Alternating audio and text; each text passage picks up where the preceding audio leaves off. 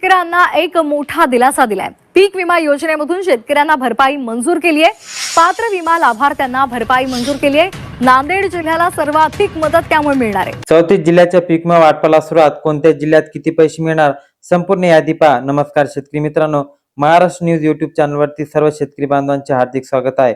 मित्रांनो, राज्यातील शेतकरी बांधवांसाठी अत्यंत आनंदाची बातमी आहे, कारण ज्या शेतकरी बांधवांना खरीप हंगाम 2025 चा पीक विमा भेटला नव्हता, ज्या शेतकऱ्यांना खरीप हंगाम 2025 चा पीक विमा खूप कमी भेटला होता, त्यांच्यासाठी महत्त्वाची बातमी।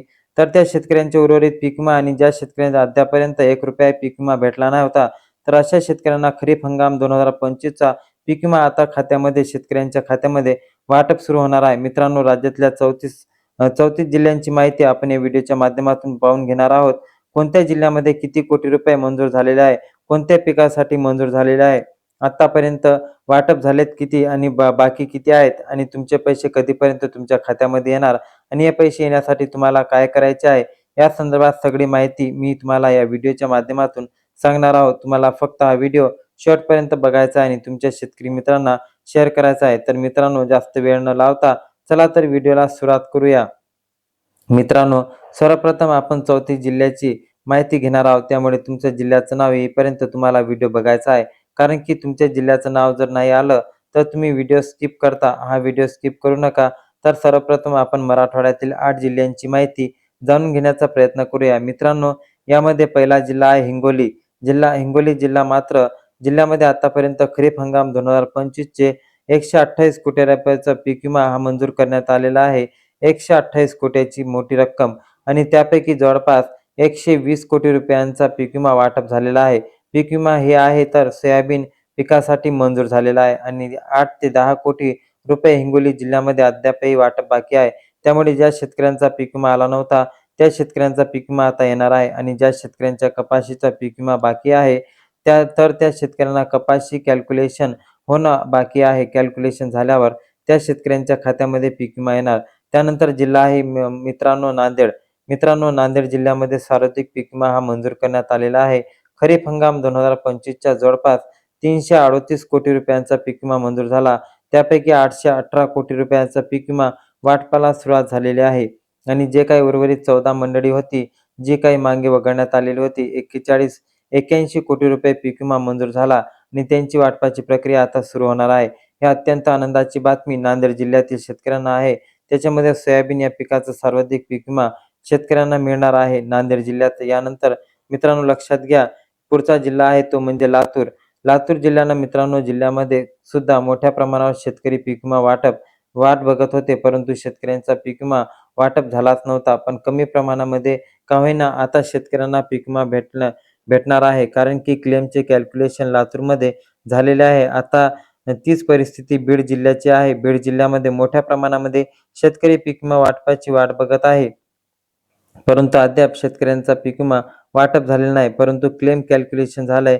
आता रक्कम किती रुपयापर्यंत ठरलेली आहे अद्यापही कन्फर्म झालेल्या आणि अपडेट नाही, परंतु लगेच आता मित्रांनो, यानंतर जिल्हा आहे जालना। जालना जिल्हा लक्षात घ्या। त्यानंतर छत्रपती संभाजीनगर या जिल्ह्यामध्ये सुद्धा पीक विमा वाटप आहे, तर होणारच आहे। त्यानंतर आपण जर पाहायला गेलं तर पुढचा जिल्हा आहे तो मात्र आहे परभणी जिल्हा। मित्रांनो, परभणी जिल्ह्यामध्ये 318 कोटी रुपयांच्या जवळपास पीक विमा मंजूर झालेला आहे, तर तो मंजूर करण्यात आलेला आहे।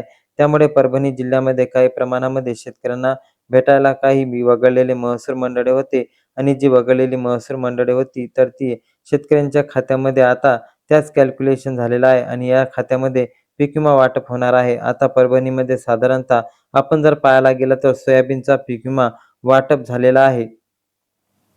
काही शेतकऱ्यांना काही प्रमाणात भेटला आहे, काही शेतकऱ्यांना लोकलाईज भेटला, आणि काही शेतकऱ्यांना पोस्ट हार्वेस्ट भेटलाय।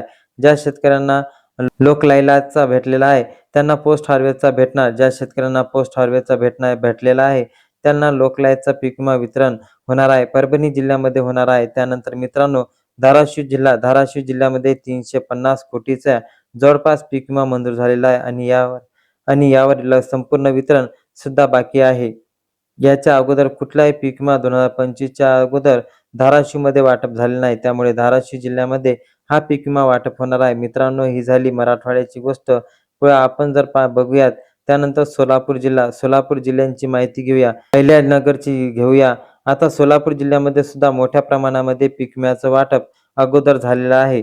काही प्रमाणात वाटप आहे ते बाकी आहे. त्यानंतर अहिल्यानगर जिल्ह्यामध्ये 140 कोटी रुपये पीक विमा मंजूर झालेला आहे आणि जवळपास अजूनही बऱ्याच साऱ्या शेतकऱ्यांना पीक विमा तो भेटलेला नाही. त्यामुळे ज्या शेतकऱ्यांना पीक विमा मंजूर झालाय त्यांचे क्लेम कॅल्क्युलेशन झाले.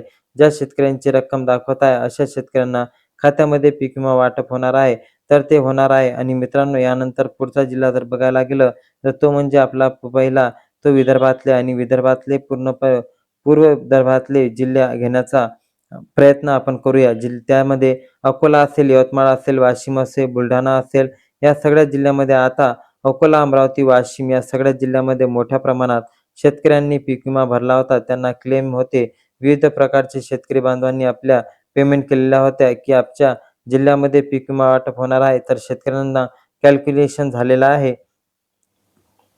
काही प्रमाणामध्ये सुरुवातीला पीक वाटप हा 20 कोटी ते 22 कोटी, कोण्या जिल्ह्यात 10 कोटी, कोण्या जिल्ह्यात 8 कोटी, तर बुलढाणा जिल्ह्यामध्ये सुद्धा शेतकऱ्यांना मोठ्या प्रमाणात पीक विम्याची प्रतीक्षेची वाट पाहावी लागली आहे आणि या प्रमाणात वाटप झालं. परंतु मोठ्या प्रमाणात आज शेतकऱ्यांचं क्लेम कॅल्क्युलेशन आता विमा कंपन्यांच्या माध्यमातून केलेलं आहे. त्यामुळे आता लवकरात लवकर त्या शेतकऱ्यांना खात्यामध्ये पीक विम्याचे वाटप जे आहे ते लवकरात लवकर जमा करणं बंधनकारक आहे. त्यानंतर आपण जर पाहायला गेलं तर यवतमाळ जिल्ह्यामध्ये सुद्धा एकूण 90 पेक्षा जास्त महसूल मंडळाचा समावेश आहे आणि त्या यवतमाळ जिल्ह्यामध्ये सुद्धा शेतकऱ्यांच्या पीक विमा भेटलेला आहे.